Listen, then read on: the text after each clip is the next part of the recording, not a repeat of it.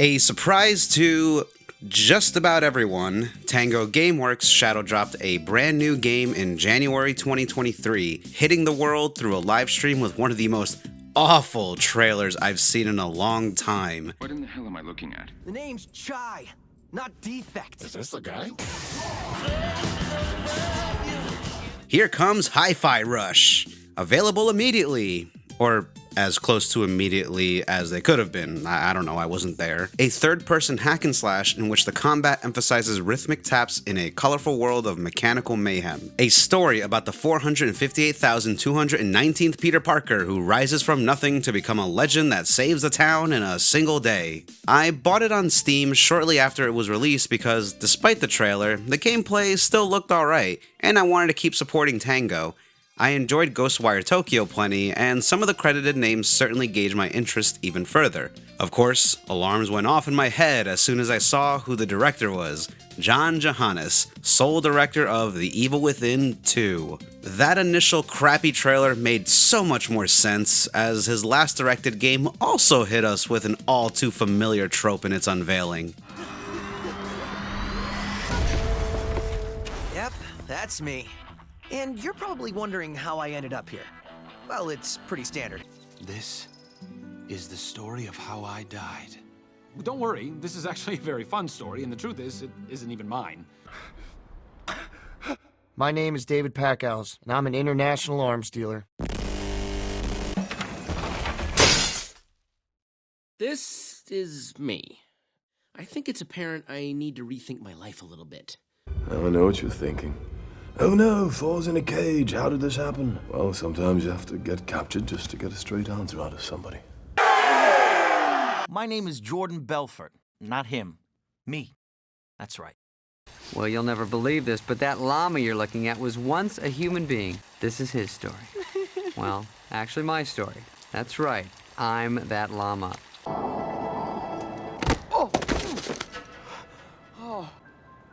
All my life, I seem to be in the wrong place at the wrong time. My name is Travis Touchdown. I'm a pretty seasoned freelance assassin. Huh? What? 1.5 minutes? I only get 1.5 minutes? I was told 5 minutes. Sorry, no time. Had to fast forward a bit. One day, a big, huge spaceship suddenly filled the sky. You know, like in the movies, except it happened for real. I've analyzed The Evil Within 1 and 2 in previous videos, so if you're curious of my full thoughts on said games, take a look back. Regardless, I wanted to go into Hi-Fi Rush with an open mind. All the footage you'll see comes from my first run-through, in which I picked hard mode. Just kinda had a feeling it was the right call, and seeing official reviewers criticize the lack of challenge on normal mode, case in point, baby! Hi-Fi Rush calls back to the heyday of 3D platforming action as well as hack and slash action that was big in previous generations. You've got your plucky protagonists running and hopping through this cartoonish world and bashing enemy bots in these contained trials of combat. While you can mash your way through combos, it's heavily encouraged to hit the buttons in the desired rhythm for much greater damage output.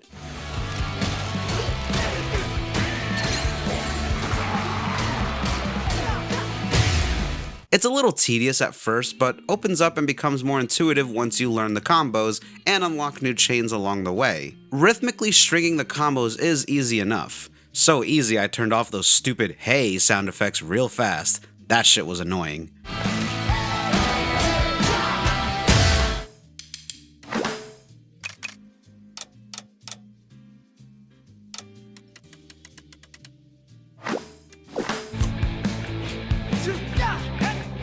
The combat is pretty fun, everything looks and sounds like there's heavy impact to it, which is definitely important when the combat aspect is focused on smashing metal against metal.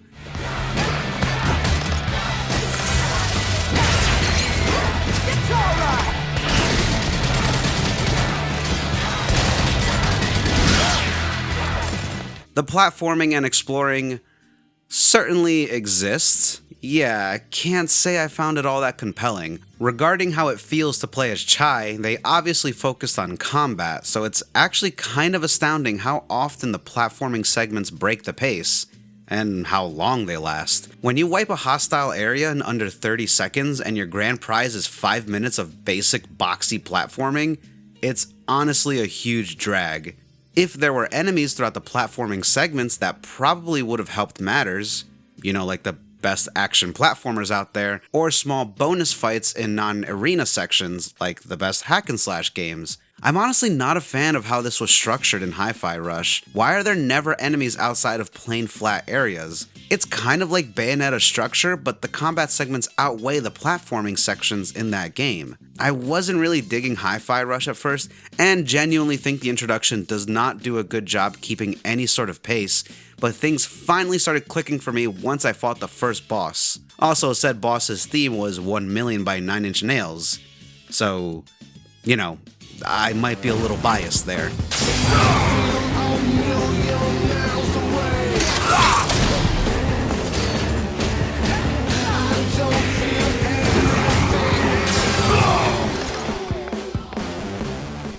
Like, damn, everyone knows Head Like a Hole, but you gotta be a legit fan to know 1 million. Good stuff. The boss fights are the best part of the game. They test what you've learned so far with patterns that aren't too hard to deal with. These villains strike a balance and are very involved in their respective fights. No stand out of bounds and make you dodge shit for 15 seconds nonsense. They're good fights, with pretty fun gimmicks. Speaking of which, I do appreciate how they implemented core rhythm game mechanics as gimmicks throughout as well. Nothing too crazy, you got basic stuff where it's just button prompts on screen. This part felt a little bit like Space Channel 5, which was cool.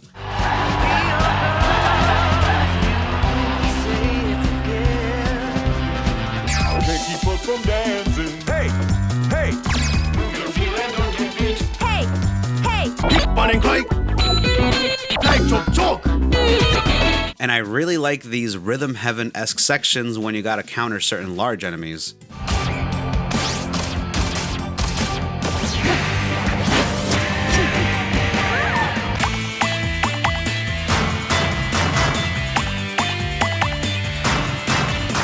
I'm surprised there wasn't anything that mimicked Guitar Hero's fretboard for a gag. In a lot of ways, Hi-Fi Rush can be seen as baby's first hack and slash game. Why is that? Because we're pretending Kingdom Hearts doesn't exist for a second.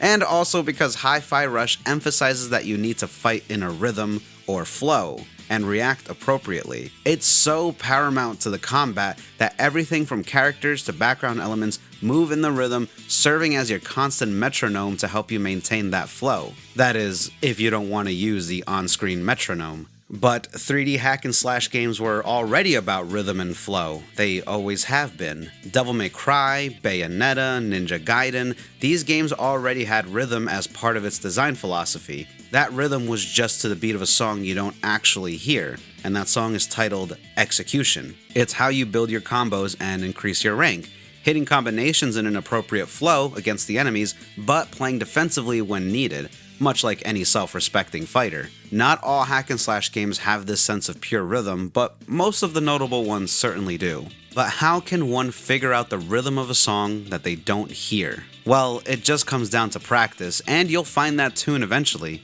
But it's hard. Yeah, I agree. I'm no better.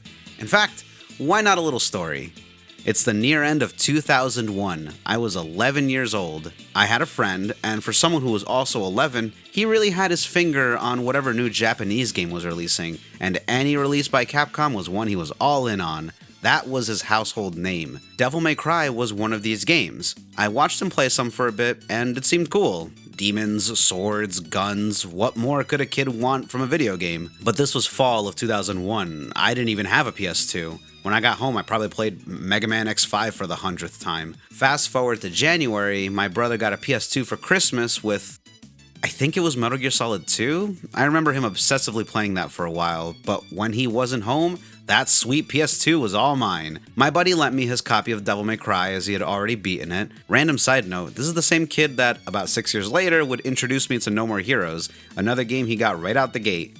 Changed my life. If you're somehow watching this, Sean, thanks. So, playing the beginning, it seemed cool. I liked the gothic castle architecture, and it was fun slashing my sword against big puppets. But anyone that remembers Devil May Cry 1 knows the first few enemy confrontations are child's play. You can just mash your attacks against them all willy-nilly and win. The enemies up to this point might as well be sandbags. It isn't until Phantom, the first boss, where the game stops for a second and asks, "Okay, so what have you learned so far?" And my stupid ass was like, "Huh? Learn what?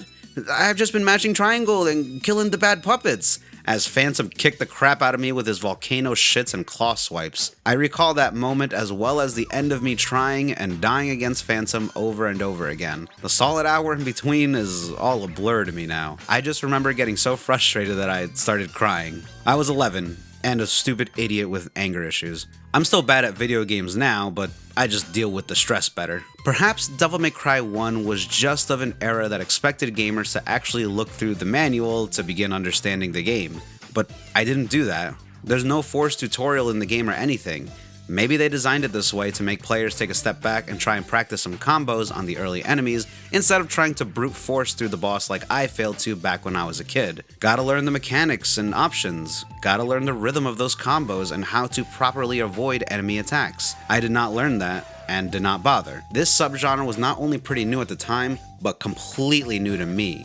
I mostly played platformers and F-Zero X before this. I actually remember giving the game back to my friend and saying, "It sucks!" and having this strong animosity against the Devil May Cry franchise up to the 4th entry. I didn't even want to try the other games. I was such a little pissant, and it took Bayonetta to turn things around in this matter, but that's another dumb story. The point is, while Devil May Cry 1 is definitely one of the simpler hack and slash games out there, it's also one of the least forgiving. You cannot beat this game without trying to understand how the designers wanted you to play it. It's a rough place to start in the hack and slash subgenre blind, in my opinion. By the way, fast forward over a decade after my awful experience with Devil May Cry and I beat it. It's great, still one of the best hack and slash games ever made. That's where Hi-Fi Rush comes in. More than 2 decades later. Like Devil May Cry, it has this sense of flow and rhythm, but they make it really easy to understand because everyone and everything is synced to the music and environment. And you don't need to be some rhythm game expert to get this. I don't think you need to be into rhythm games at all to dig this game. I guess it does help, but think about what comes naturally when you hear a song you like or just some catchy tune. You bob your head to it, you tap your foot, do a little jig, maybe just because it's fun. It's human nature to get that rhythm and vibe with it. That's what I think makes Hi-Fi Rush the easiest to understand in regards to a hack and slash game that doesn't feel like low effort dial a combo junk. So as expected, Hi-Fi Rush breathes this classic rhythmic combat design you see in a lot of great action games, just reduced in a way that this makes for an introduction to the philosophy before you start playing the the more hardcore deep action Legends. And that's really cool for people looking for a good place to start. Not that this game never gets challenging, just it takes a long time to really get there for seasoned players, and the water wings of this adventure might prove to be a bit too cumbersome. I even watched a Devil May Cry expert start the game up for the first time, and he was actually having trouble with how much slower the flow and rhythm generally is for this game. He immediately suggested a means to manipulate the BPM, seeing as how all the movement and combat is tied to the music. I agree that there should have been at least some BPM options where you can have the gameplay run a lot faster. Speedrunning would be a trip. Oh well, perhaps an idea for the sequel? The game seemed to perform well, so I expect opportunity.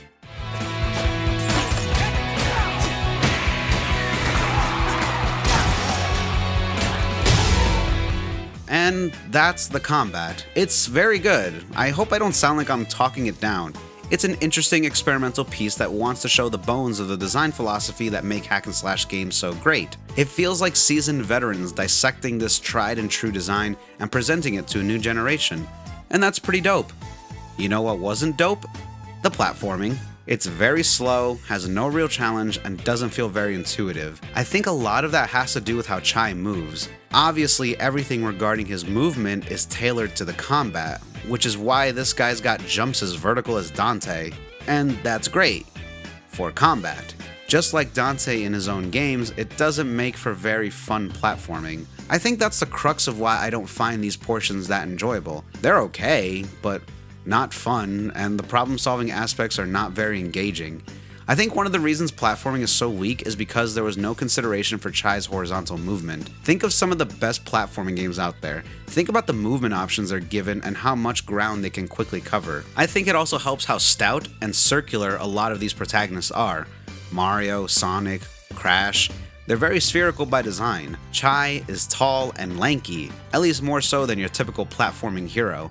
He doesn't really fit the part is what I'm saying. I guess Jack's tall and skinny, but he had a lot of squash and stretch to the way he moved. However, I can only lay the excuse on Chai's design so much, especially when a game like Sunset Overdrive exists. Some comparisons are to be had, but all I want to point out at the moment is that the game also has you playing as a particularly lanky, humanistic character, customizable as they may be, and running around feels pretty damn good in that game, albeit a very sparse environment. Another issue I have is these stages go on for so goddamn long for such slow-paced platforming. In fact, I did the math just to prove I'm not crazy. I looked over all my footage and summed up all the time I spent in combat and all the time I spent running around, jumping, and finding stuff. And I don't think I did very well in either of these aspects. Again, I'm not that good at hack and slash games, and I didn't really go above and beyond completing this one. And on that same coin, I didn't explore every single nook and cranny when it came to finding secrets in the platforming segments.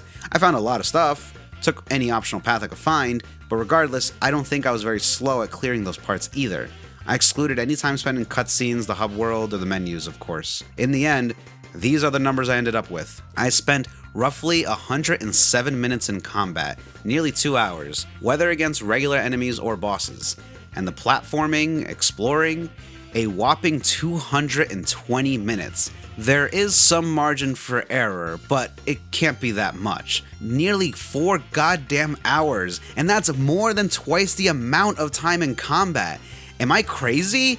I know they added some sort of Bloody Palace-esque mode, but this is me talking about the campaign. You know, the majority of the game that most people are going to play and maybe replay immediately or later and then drop entirely. Why did they insist on platforming and exploring when it does nothing fulfilling nor creative? Bayonetta's platforming wasn't stellar either, but that's why there wasn't much of it. It never really overstayed its welcome, knowing the intense combat was what really drove the gameplay. Some of the gimmick scenarios overstayed their welcome, but that's irrelevant to this conversation.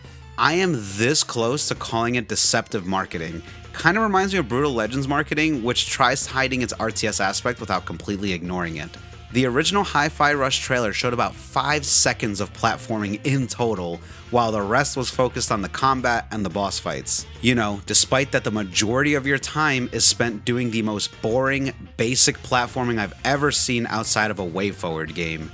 If Hi-Fi Rush ever gets a sequel, I hope they try to make the platforming a lot more compelling, because nothing regarding this aspect impressed me at all. Oh, but I gotta compliment the music.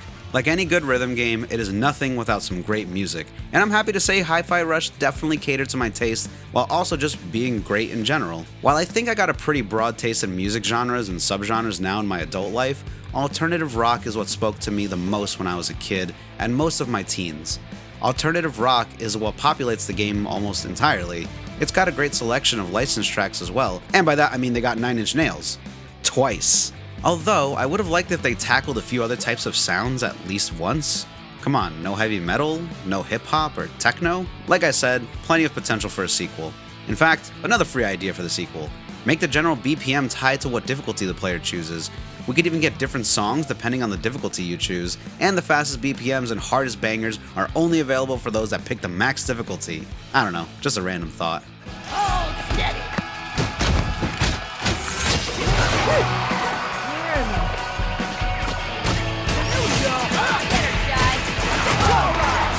I like the visuals as well. The game sports some good artistry, even if I don't find any of the characters or enemy designs particularly interesting. The environment looked nice when we weren't underground. The aesthetic is definitely calling back to the Dreamcast and PS2 era, only a lot cleaner. You know that meme going around about wanting shorter games with worse graphics? Hi-Fi Rush almost feels like the embodiment of that, and it certainly gets my approval, especially with its bargain price. Regarding the story and characters, I'm not a fan. I honestly found most of the characters unmemorable, except for Chai in the worst way. Peppermint and I are gonna kick your ass with your own tech. Peppermint. And if that's not enough, check out my arm. I can make a guitar and slam it down. When he isn't annoying, he's boring. When he isn't boring, he's stupid. And when he isn't stupid, it's because I turned the game off. I don't know, I obviously don't want some shiny, clean Boy Scout as the hero. I enjoy the nuance of an unlikable protagonist, but I don't see why Chai has to be such a douche to everyone most of the time. It wasn't endearing or charming in the slightest to me, and I don't care how much the game wants to acknowledge how annoying he is, usually through Peppermint. Pep up, Chai. We're almost there.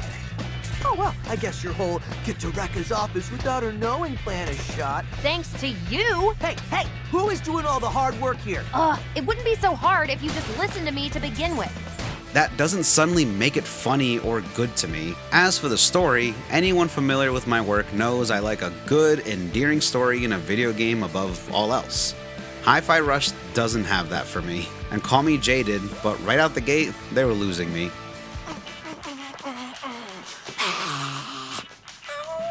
Haha, wow, he's quirky. You can tell, he's the goofy one. Just what I needed. Another brown-haired boy that gets superpowers and takes too long to comprehend situations for the 458,219th time. You know how much they wanted him to be Peter Parker? They got his fucking voice actor. Not really a smoking gun. I just thought it was funny finding that particular fact out hours after already accepting he's just a more annoying Spider-Man. Also, is Chai's real name Sebastian too? Because Jesus Christ, he loves being an insufferable prick for no reason throughout the entire game. What are these? Electric barriers? Come on. We've been planning some R&D expansion in that area. Should be your ticket in.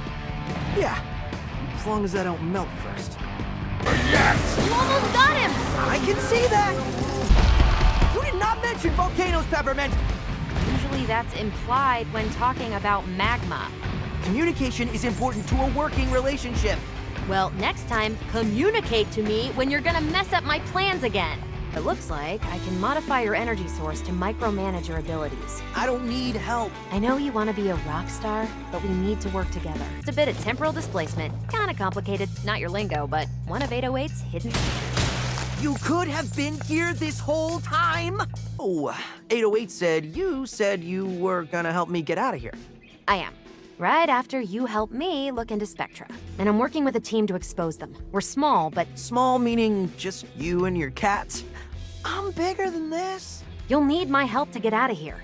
Nah, so far I've done pretty... Horrible if it wasn't for me? Look, if you help me, I'll make sure you get off Vandalay Island. Fine. Whatever, I guess. My source said that Vandalay never kept a project under wraps like that before. There's red flags all over this. What? You have me running around on some dark web hunch? I trust my sources. You're sounding even more suspicious than Vandalay. Ugh, Chai, just... You know what? Don't care. I'm out of here after this anyway. Cool. Our own little weird indie three-piece. Like everyone else has pointed out, Hi-Fi Rush is going for a Saturday morning cartoon vibe. It definitely harks back to the late 90s and early 2000s, your WB Kids and Fox Boxes and whatnot. And you know what I don't like as an adult? Those. Sure, I've got fond memories of eating cereal in my PJs, watching your typical action cartoons or neutered anime dub, but once torrents became hot, all I did was entire seasons of these cartoons I had fond memories of and realized they were mostly trash, and obviously not intended for adults. They became a chore to go through. There's some gems to be found, and maybe it can be argued those are the ones Hi-Fi Rush took the most inspiration from, but the general vibe is something I don't care for. The story does bear some anti-capitalist takes, but it's pretty surface level and cartoonish. Suits the world fine, I just don't think it has anything substantial to say. Kale, the main big bad, might as well have been named Lord Business. The game never really does anything unique or interesting with its theme, just a surface level, evil corpos only care about profit and control take that's not very interesting. You trying to make a deal? Come on, man. You think I'll let you spoil our plan? Leave profits on the table? This isn't about money. It always is! Maybe this would have worked in Saturday morning cartoons from the 2000s. There's also a boss where the entire joke is him being a designer that was too ambitious and big thinking with his ideas, so he was ruining budget costs due to his creative output, which... Since you continue to avoid my email, Sanzo, I'm making this public. No more budget approvals until this defect fiasco is done with. Full stop. You dare interrupt my creative process, Roquefort? The gears are turning in my mind with passion. I don't care about passion. I care about profits. The programmer was right. It looks like Zanzo's burning through his budget. Sanzo's immature creative vision prevents him from seeing the realities of development. It's too bright here. He has the advantage. Turn the lights down.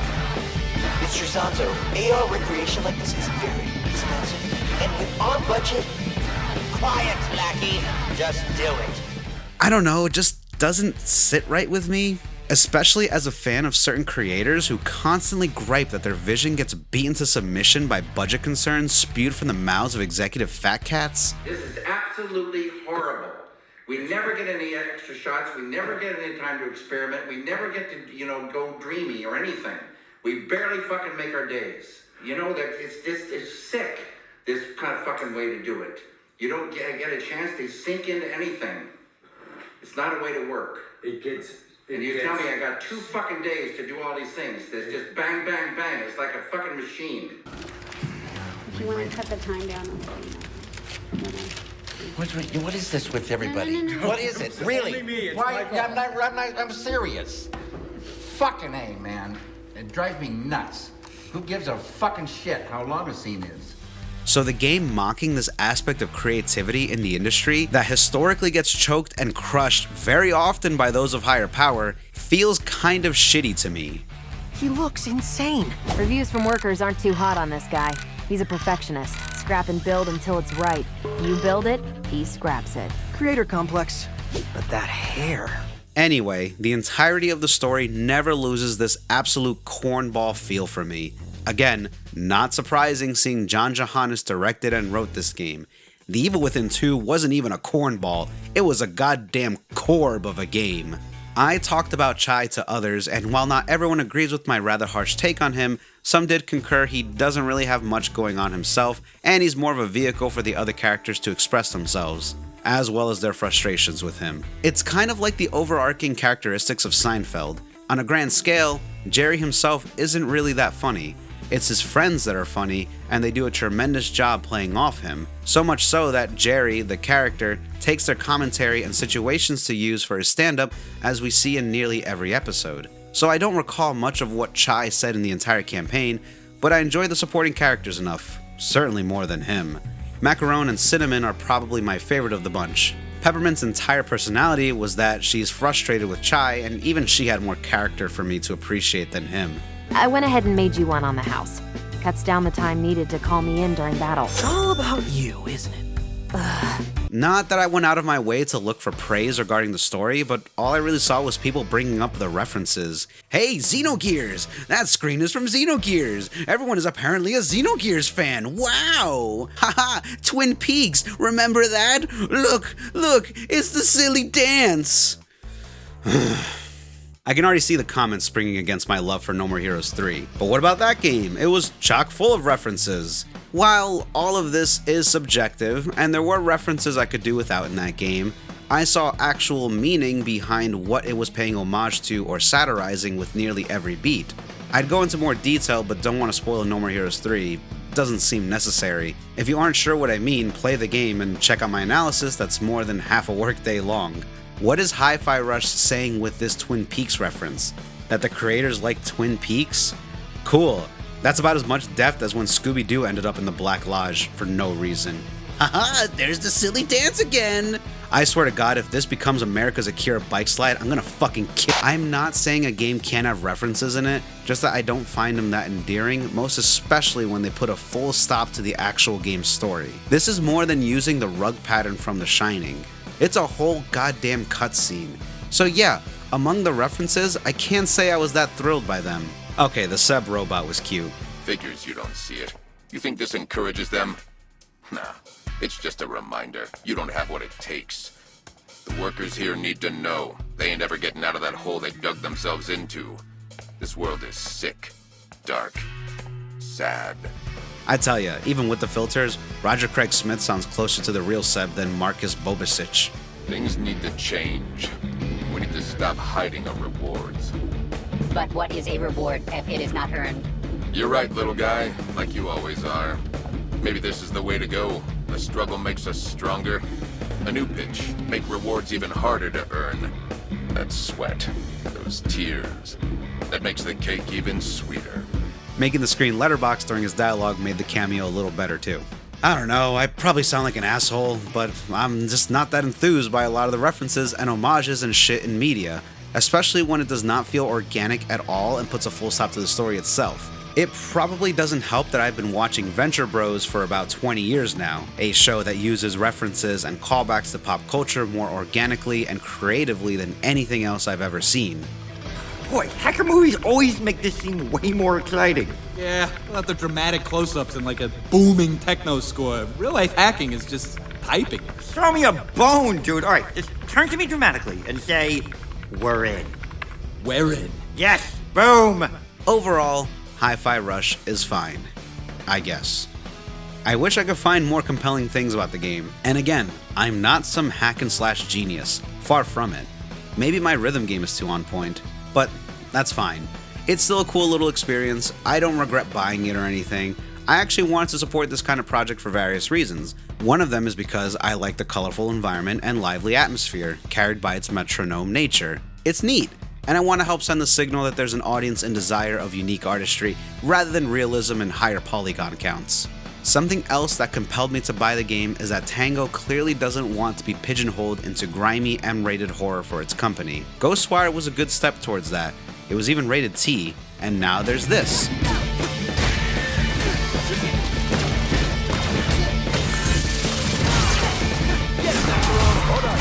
With both Mikami and Nakamura leaving Tango, it's hard for me to be invested in this company anymore. But hey, Hi-Fi Rush is fine. Yeah, the game's fine. Celebrate! What, were you expecting a number?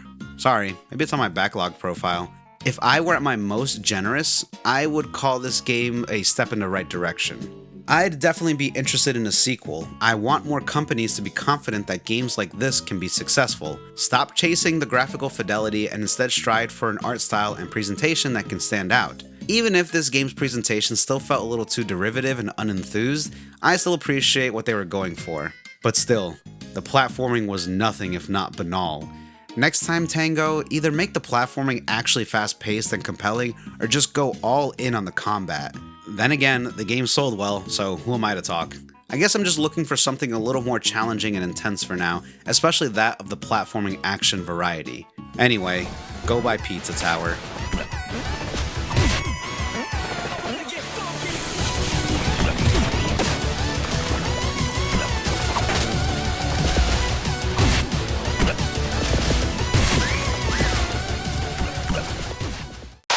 Thanks for watching, everyone. Sorry I've been gone for so long. Been spending as much time I can writing scripts these past 3 months, but recently a lot of personal issues made it very difficult for me to keep working, like getting COVID, a surprise black mold infestation in my apartment, you know, the usual stuff. I planned for a long, meaty video to be out by now, but it wasn't in the cards. Although Hi-Fi Rush compelled me enough to do this little video, so I hope you enjoyed it. I've got pretty much this entire year of projects planned out, so stick around.